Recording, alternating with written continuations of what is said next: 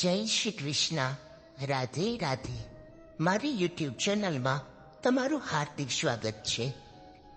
મિત્રો, એકવાર દેવ ઋષિ નારદ પૃથ્વી પર ભ્રમણ કરતા હતા ત્યારે તેમણે જોયું કે ઘણા મનુષ્યો ભવિષ્યની ચિંતામાં ડૂબેલા હતા. એટલે મહર્ષિ નારદ વિચારવા લાગ્યા કે શું ભવિષ્યની ચિંતા કરવી જરૂરી છે? આ સવાલ લઈને તેઓ વૃંદાવન પહોંચ્યા. ત્યાં ભગવાન શ્રી કૃષ્ણ વાંસળી વગાડતા હતા. મહર્ષિ નારદને જોતા ભગવાન શ્રી કૃષ્ણે વાંસળી વગાડવાનું બંધ કર્યું અને ત્યારે મહર્ષિ નારદે ભગવાન શ્રી કૃષ્ણને પૂછ્યું કે મનુષ્ય કેમ આટલી ચિંતા કરે છે? શું તેમને ચિંતા કરવી જરૂરી છે? ત્યારે ભગવાન શ્રી કૃષ્ણે કહ્યું, હે દેવઋષિ નારદ, આ સવાલ પૂછીને તમે માનવ જાતનું ભલું કર્યું છે. તમે માનવ જાતના એક મહત્વનો પ્રશ્ન મને કર્યો છે. હું તમને આ સવાલના જવાબ માટે એક કથા કહીશ.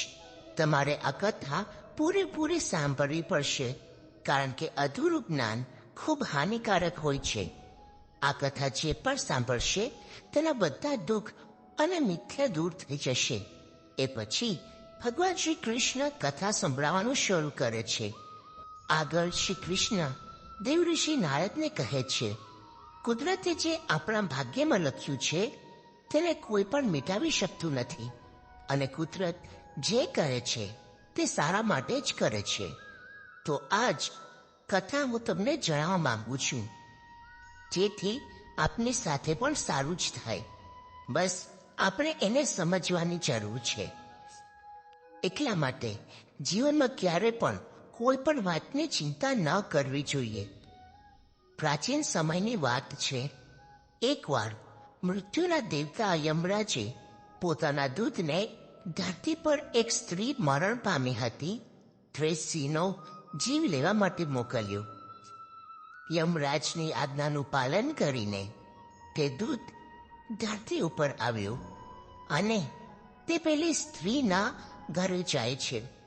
પરંતુ જેવો જ તે દૂત તે સ્ત્રીના ઘરે પહોંચે છે તો ચકિત થઈ જાય છે અને તેની આંખોમાંથી આંસુ આવવા લાગે છે, કારણ કે મરણ પામેલી સ્ત્રીની આજુબાજુ 3 નાની નાની બાળકીઓ હતી, જેમાંથી એક બાળકી સ્તનપાન કરી રહી હતી, જ્યારે બીજી બાળકી જોર જોરથી રડી રહી હતી અને ત્રીજી બાળકી રોતા રોતા ઊંઘી હતી. તે 3 બાળકોની આંખોમાંથી લગાતાર આંસુ વહેતા હતા. પોતાની માતા સિવાય આ 3 બાળકીઓનું કોઈ પણ ના હતું. તેમના પિતાજી પણ પહેલા જ મરણ પામ્યા હતા. હવે એમની મા પણ મરણ પામી. આ દ્રશ્ય જોઈને જીવ લેવા આવેલા દૂતની આંખોમાંથી પણ આંસુ આવવા લાગ્યા અને તે દૂત વિચારવા લાગ્યો કે જો હું આ સ્ત્રીનો જીવ લઈ જઈશ તો આ નાની નાની બાળકીઓનું શું થશે, અને જો હું આ સ્ત્રીનો જીવ નહીં લઈ જાઉં તો યમરાજ મને દંડ આપશે. પરંતુ તે દૂતથી તે 3 બાળકીઓનું દુઃખ જોવાયું નહીં. તેથી તે સ્ત્રીનો જીવ લીધા વગર જ યમલોકમાં પાછો ચાલ્યો ગયો અને યમલોકમાં જોઈને યમરાજને કહેવા લાગ્યો કે હે મહારાજ, મને માફ કરો, હું એ સ્ત્રીનો જીવ નથી લાવ્યો. દૂતની વાત સાંભળીને યમરાજ તે દૂત પર ખૂબ જ ગુસ્સે થયા. ત્યારે તે દૂત યમરાજને કહેવા લાગ્યો કે મહારાજ, કદાચ તમે તે સ્ત્રીના ઘરનું દ્રશ્ય નહીં જોયું હોય. જો તમે મારી જગ્યાએ હોત તો કદાચ તમે પણ તે સ્ત્રીનો જીવ લીધા વગર જ આવ્યા હોત, કારણ કે તે સ્ત્રીની નાની નાની 3 બાળકીઓ છે અને 3 બાળકીઓ જોર જોરથી રડી રહી હતી. તેમાંથી એક બાળકી તો સ્તનપાન કરી રહી હતી. તે 3 બાળકીઓની સંભાળ રાખનારું હવે કોઈ પણ નથી. હવે તમે મને કહો મહારાજ, કે આવું દ્રશ્ય જોઈને હું કેવી રીતે એ સ્ત્રીનો જીવ લઈને આવું? મહારાજ, એ કરુણ દ્રશ્ય જોઈને મને તે સ્ત્રીનો જીવ લેવાનું મન ન થયું અને હું ખાલી હાથે તમારી પાસે આવ્યો. મહારાજ, જો હું એ સ્ત્રીનો જીવ લઈને આવ્યો હોત તો એ 3 બાળકીઓ અનાથ થઈ જાત. તે બાળકીઓની સંભાળ પછી કોણ રાખત? મહારાજ, એવું ન બની શકે કે આપણે તે સ્ત્રીને થોડો સમય આપીએ જેથી તે બાળકીઓનું પાલન પોષણ થાય અને તેઓ અનાથ થવાથી બચી જાય. આ સાંભળીને યમરાજ હસવા લાગ્યા અને તે દૂતને કહેવા લાગ્યા કે કદાચ તું વધારે સમજદાર થઈ ગયો છે અને તું પરમાત્માથી પણ મહાન થઈ ગયો છે, જેથી જેની ઈચ્છાથી જીવન મળે છે અને જેની ઈચ્છાથી મૃત્યુ મળે છે. એમ કહીને યમરાજે તે દૂતને કહ્યું કે સારું, તું મને એ ખાતરી આપ કે હું એ સ્ત્રીનો જીવ નહીં લઉં તો શું તે સ્ત્રીના બધા દુઃખો સમાપ્ત થઈ જશે? ત્યારે તે દૂતે યમરાજને કહ્યું, હા મહારાજ, જ્યારે તમે તે સ્ત્રીનો જીવ નહીં લો તો તે સ્ત્રી જીવિત રહેશે અને તે બાળકોનું સારી રીતે પાલન પોષણ કરશે અને ફરીથી તેમના જીવનમાં ક્યારેય દુઃખ નહીં આવે. આ સાંભળીને યમરાજ ફરીથી હસવા લાગ્યા અને દૂતને કહેવા લાગ્યા કે તે સ્ત્રીનો જીવ ન લાવીને એક મોટું પાપ કર્યું છે અને તને તેની સજા મળશે. અને સજા એ છે કે તારે ધરતી ઉપર જવું પડશે અને તું ધરતી પરથી ત્યાં સુધી પાછો નહીં આવી શકે જ્યાં સુધી તને તારે મૂર્ખતા પર 3 વખત હસવું નહીં આવે. અને જ્યારે તું તારી મૂર્ખતા પર 3 વખત હસીશ ત્યારે તને પાછા યમલોકમાં આવવા મળશે.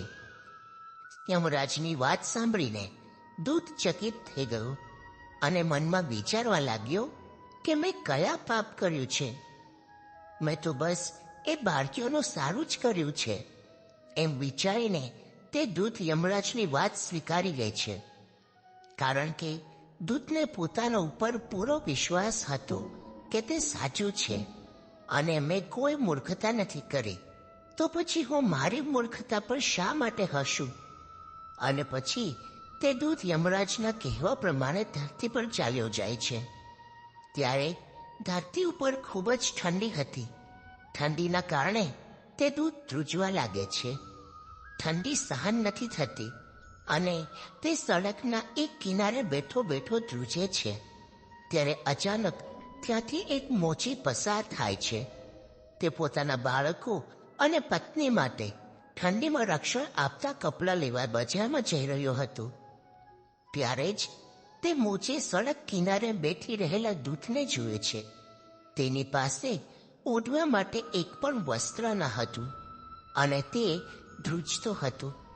તે દૂતની આવી દશા જોઈને પેલા મોચીએ પોતાના બાળકો અને પત્નીના કપડાને બદલે દૂત માટે ઠંડીમાં રક્ષણ આપે તેવા કપડાં લીધા અને તે મોચી દૂત પાસે ગયો અને તે દૂતને કહેવા લાગ્યો કે ભાઈ, તારી પાસે ઠંડીમાં પહેરવા માટે કપડાં કે ઓઢવા માટે કંઈ પણ નથી, તો હું તારા માટે આ કપડાં લાવ્યો છું.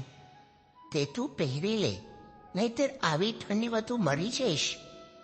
મોચીની આ વાત સાંભળીને દેવદૂતે મોચીને કહ્યું કે મારે ઘર કે પરિવાર કંઈ નથી અને રહેવા માટે કોઈ વ્યવસ્થા પણ નથી. આવી ભયાનક ઠંડીમાં હું ક્યાં રહીશ?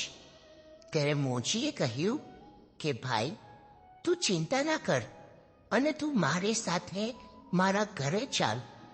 તું મારી સાથે મારા ઘરમાં રહી શકે છે, પરંતુ ભાઈ, મારી એક વાત હંમેશા યાદ રાખજે કે હું મારી પત્ની અને મારા બાળકોને ઠંડીમાં પહેરવા માટે કપડાં લઈ જવા માટે પૈસા લાવ્યો હતો, પરંતુ તે પૈસામાંથી મેં તારા માટે કપડાં લઈ લીધા અને હું તને મારા ઘરે પણ લઈ જાઉં છું.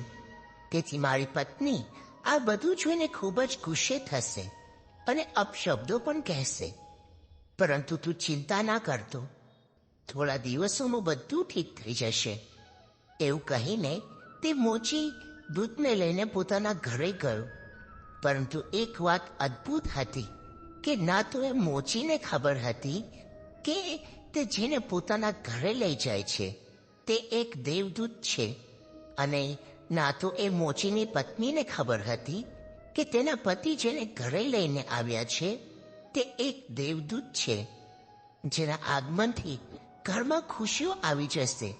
દેવદૂતને જોઈને મોચીની પત્નીએ કહ્યું કે તમે આ કોને લઈને આવ્યા છો અને તમે કપડાં કેમ નથી લાવ્યા? ત્યારે મોચીએ પોતાની પત્નીને બધી વાત કરતા કહે છે કે આપણી પાસે તો ઠંડીથી બચવા માટે બીજા ઘણા કપડાં છે, પરંતુ આ માણસ પાસે એક પણ વસ્ત્ર ન હતું, તેથી આપણા કરતા કપડાની વધારે જરૂરત એને છે. જો મેં એની મદદ ના કરી હોત તો એ આ ઠંડીના કારણે મરી ગયો હોત, અને આ માણસ પાસે ઘર પણ નથી, તેથી હું તેને મારી સાથે આપણા ઘરે લઈ આવ્યો છું. ત્યારે મોચીની પત્નીએ મોચીને કહ્યું કે આપણે અહીં ધર્મશાળા ખોલી છે કે તમે ગમે તેને ઘરમાં લઈને આવો છો?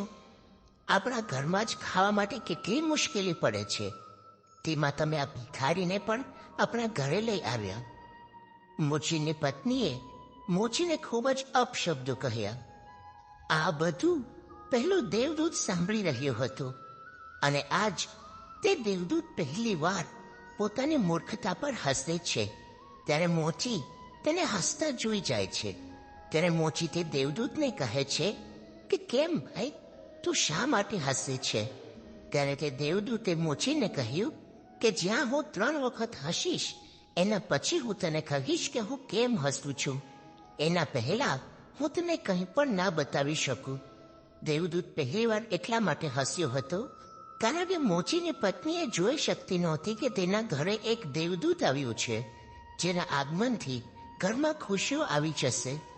પરંતુ મોચીની પત્નીની પણ કંઈ ભૂલ ન હતી, કારણ કે માણસ કેટલા દૂર સુધી જોઈ શકે છે. મોચીની પત્ની ને તો બસ પોતાના બાળકોના કપડાં ન આવ્યા એને લઈને ચિંતા હતી, એટલે કે જે એની પાસે નથી તેને લઈને એ ચિંતિત હતી. પરંતુ દેવદૂતના રૂપમાં જે એને મળ્યું હતું એ તે જોઈ શકતી ન હતી. એટલા માટે મોચીની પત્નીની મૂર્ખતા પર દેવદૂત હસે છે. જે કપડાં એની પાસે નથી એને લઈને મોચીની પત્ની દુઃખી અને ચિંતિત થાય છે, અને જે એની પાસે છે દેવદૂત એને કોઈ કદર નથી. ઘરમાં ખુશી ચાલીને આવી છે અને મોચીની પત્નીને કપડાની પડી છે. હે દેવર્ષિ નારદ, જીવનમાં પણ દરેક માણસ સાથે એવું થયું જ હોય છે. જે વસ્તુ આપણી પાસે નથી કે જે વસ્તુ આપણા પાસેથી જતી રહી છે એને લઈને આપણે દુઃખી અને ચિંતિત થઈ રહ્યા છીએ, પરંતુ જે આપણી પાસે છે તેની આપણે કદર કરતા નથી, તેને આપણે જોઈ શકતા નથી. જે વીતી ગયું તેને આપણે પાછું લાવી શકતા નથી.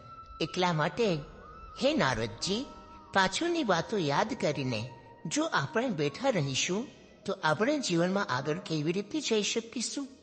મોચીના ઘરમાં રહેતા દૂતે 10 દિવસમાં મોચીનું કામ પણ શીખી લીધું, અને તે પણ સારા સારા ચંપલ બનાવવા લાગ્યું.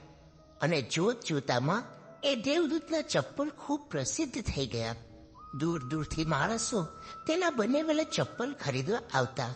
તેના કારણે મોચીના ઘરની દશા બદલાઈ ગઈ, અને જોત જોતામાં મોચીના ઘરમાં એટલા બધા પૈસા આવવા લાગ્યા કે મોચી રાજા મહારાજાઓની જેમ જીવન જીવવા લાગ્યું. 1 વર્ષની અંદર આજુબાજુના તમામ રાજ્યોમાં એ વાત ફેલાઈ ગઈ કે મોચીને ત્યાં ખૂબ જ સારા ચપ્પલ બનાવવામાં આવે છે, અને એના જેવી ચપ્પલ કોઈ પણ બનાવી શકતું નથી. તેથી આજુબાજુના જે પણ રાજાઓ હતા તે બધાના ચપ્પલ મોચી પાસે બનાવવા આવવા લાગ્યા, જેથી મોચીના ઘરમાં તો પૈસાનો વરસાદ થવા લાગ્યો. પરંતુ એક દિવસ બાજુના રાજ્યમાંથી એક સેનાપતિ મોચીના ઘરે આવ્યો અને મોચીને કહેવા લાગ્યો કે આ ચામડું ખૂબ જ કિંમતી છે.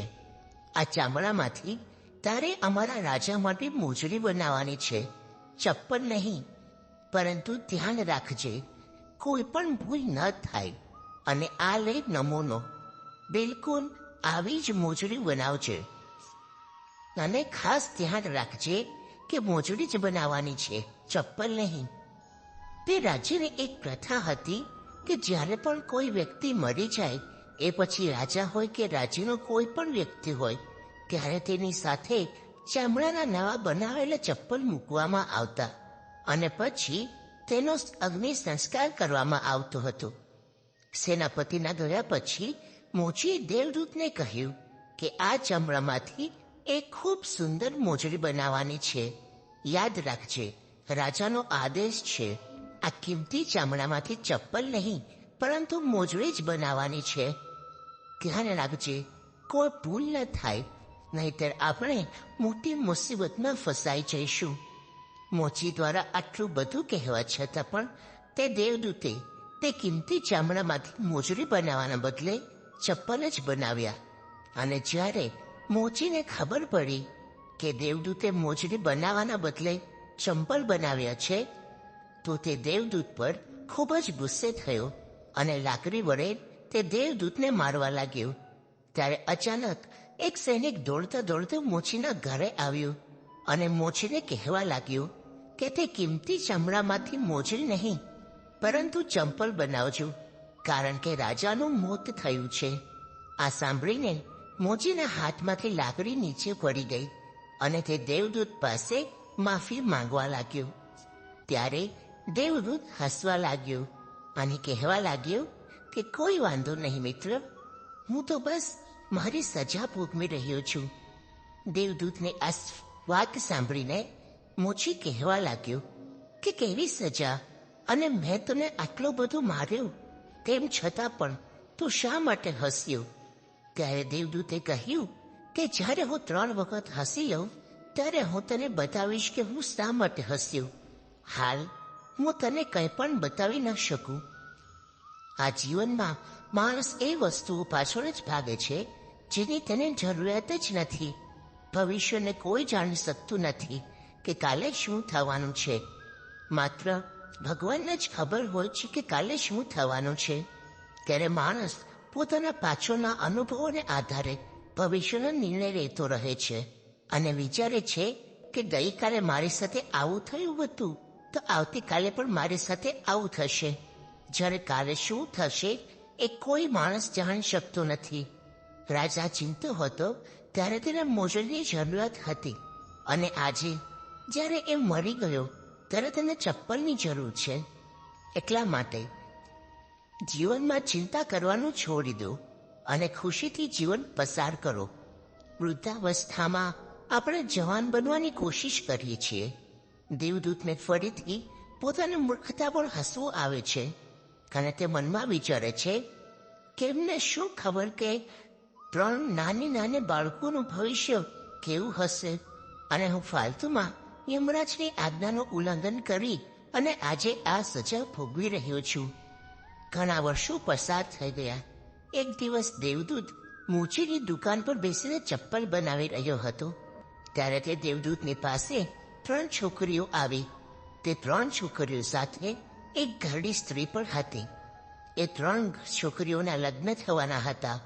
એટલા માટે તે પોતાના ચપ્પલ બનાવવા માટે મોચીને ત્યાં આવી હતી. જ્યારે દેવદૂતે 3 છોકરીને જોઈ તો તે તરત જ તેમને ઓળખી ગયો અને મનમાં વિચારવા લાગ્યો કે આ તો પહેલી જ 3 છોકરીઓ છે જેમની માતાનો જીવ લીધા વગર હું યુવરાજ પાસે ગયો હતો, અને આ 3 દીકરીઓના કારણે જ હું અહીં સજા ભોગવી રહ્યો છું. જ્યારે દેવદૂતે 3 છોકરીઓની હાલત જોઈ તો તે હેરાન રહી ગયો, કારણ કે તેમના પહેરવેશ પરથી તે 3 છોકરીઓ કોઈ મોટા ઘરની લાગતી હતી અને તે 3 છોકરીઓ ખૂબ જ સુંદર હતી. દેવદૂતે તે 3 સ્ત્રીઓને કહ્યું કે તમારી સાથે આ ઘરડી સ્ત્રી કોણ છે? ત્યારે પાસે ઊભેલી સ્ત્રી બોલી કે આ 3 છોકરીઓ મારી પાડોશી સ્ત્રીની દીકરીઓ છે. બાળપણમાં તેમની મા મૃત્યુ પામી અને આ દીકરીઓ ખૂબ જ ગરીબ હતી.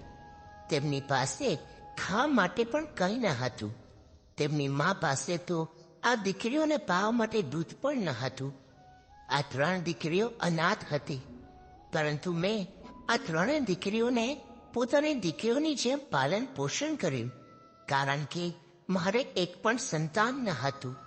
અને આજે આ ત્રણ દીકરીના લગ્ન એક ધનવાન માણસને ત્યાં થવા જઈ રહ્યા છે. તે ઘરડી સ્ત્રીનો જવાબ સાંભળીને દેવદૂત મનમાં વિચારવા લાગ્યું કે આજે આ ત્રણ દીકરીઓની માં જીવતી હોત તો તેમના ઘરે ભયંકર ગરીબી હોત અને તે ત્રણેય દીકરીઓના લગ્ન ક્યારેય પણ ધનવાન પરિવારમાં ન થાત. એમ વિચારીને તે દેવદૂત પોતાની ત્રીજી મૂર્ખતા પર હસે છે. અને જ્યારે મોચી આવ્યો ત્યારે મોચીને બધી વાત કહી કે હું અહીંયા શા માટે આવ્યો છું અને હું 3 વાર મારી મૂર્ખતા પર કેમ હસ્યો. આ 3 કારણો હતા જેના કારણે મને મારી મૂર્ખતા પર હસવું આવ્યું અને આજ સુધી હું મારી સજા ભોગવી રહ્યો હતો. અને હવે મને સમજાયું કે નિયતિ બધાથી મોટી છે. કુદરતથી મોટું કંઈ પણ નથી. તે જે પણ કરે છે તે બધું સારા માટે જ કરે છે, પરંતુ આપણે તેને જોઈ શકતા નથી. મિત્રો, જો તમને અમારો વિડીયો પસંદ આવ્યો હોય તો વિડીયોને લાઈક કરી ચેનલને સબસ્ક્રાઇબ જરૂરથી કરજો અને કમેન્ટમાં જય શ્રી કૃષ્ણ જરૂરથી લખજો. ધન્યવાદ. જય શ્રી કૃષ્ણ. રાધે રાધે.